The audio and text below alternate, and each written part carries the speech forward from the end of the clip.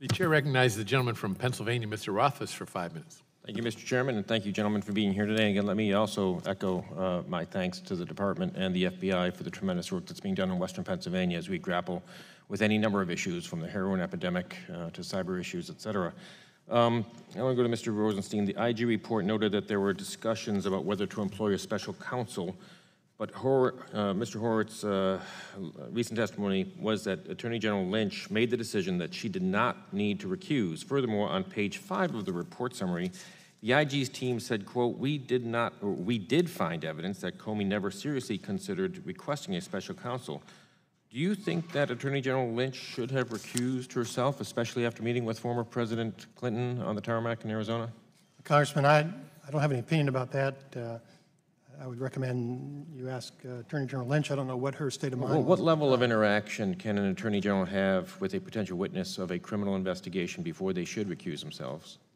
Every case, Congressman, is evaluated based on the facts and circumstances. I believe she said that she consulted with ethics experts, and that's what I would do as well. So I don't know what the nature of that conversation was. I would hope that if a situation similar to what she encounters you, there would be a recusal. You know, throughout this report, decisions related to the investigation were politically driven, whether or not they were partisan. I see evidence of them wanting to wrap things up because of an impending election. On page 4 of the summary, Director Comey also had conversations with Deputy Attorney General Yates about insisting that a special counsel be appointed the closer they got to the election.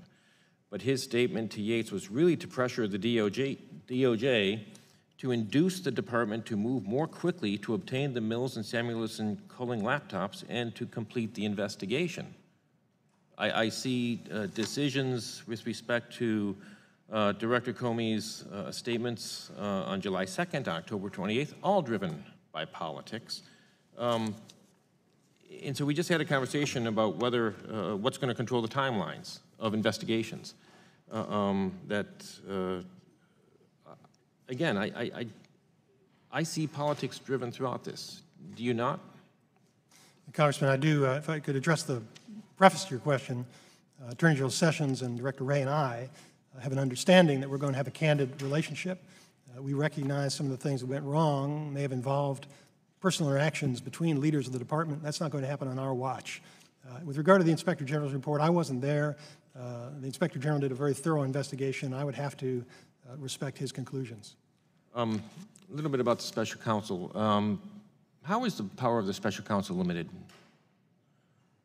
The special counsel has the same powers as a U.S. attorney, correct?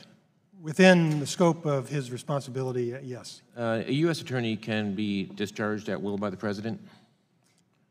A Senate-confirmed U.S. attorney can. We also have Correct. some non-Senate confirmed U.S. attorneys. But the regulation that appoints the special counsel does not provide for such, correct? Correct. There has to be for Makes him a cause. subordinate official. So unlike a U.S. attorney, he can be fired by the Attorney General, which a U.S. attorney would technically require the president's. Well, there's a question about subordinate, and I just want to ask you that. There's some in the legal community have made an argument that Mr. Mueller's appointment violates the Appointments Clause of the Constitution, essentially pointing out that he is operating as a principal officer instead of an inferior officer, which does require presidential nomination and Senate confirmation.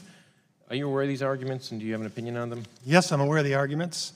I believe they're wrong, but law professors are free to make whatever arguments they like. Defendants can make whatever arguments they like and have them adjudicated. I'm fairly confident that the argument is wrong. Question about the frustration that we've had with respect to documents and redactions. I think I've heard you say today that you want to help us with what you call legitimate congressional oversight, and that you would provide information that we need to fulfill our duties. Who is the arbiter of what is legitimate and what you think we need, as opposed to us making that decision? I don't know that I used or didn't intend to use legitimate in that context.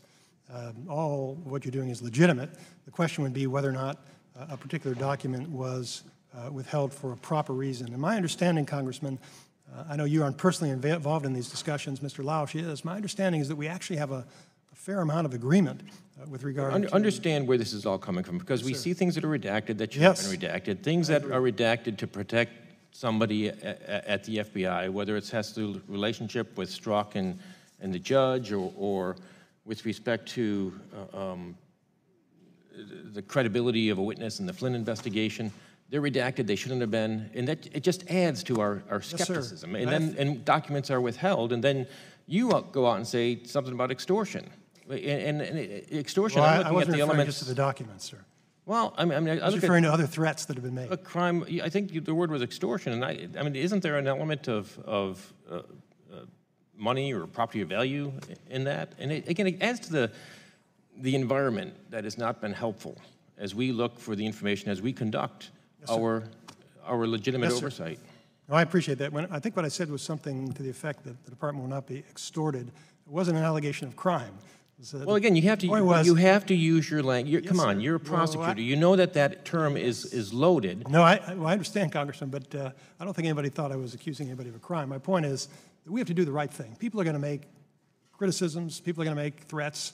We need to do the right thing. And I think the American people need to be reassured, Congressman, that we're not going to respond to any improper demands, no matter who makes them. That was simply my point. But I do think what I would appreciate if some of you would keep in mind is the reason you know that those redactions were inappropriate is because when we were asked about it, we turned over the unredacted documents.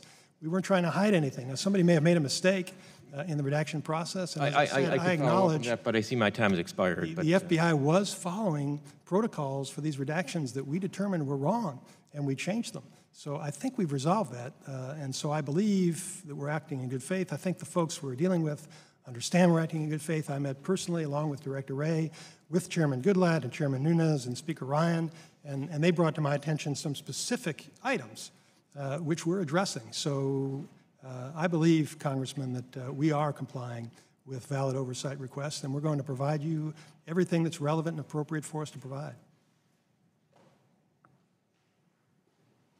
I recognize the gentleman from Maryland.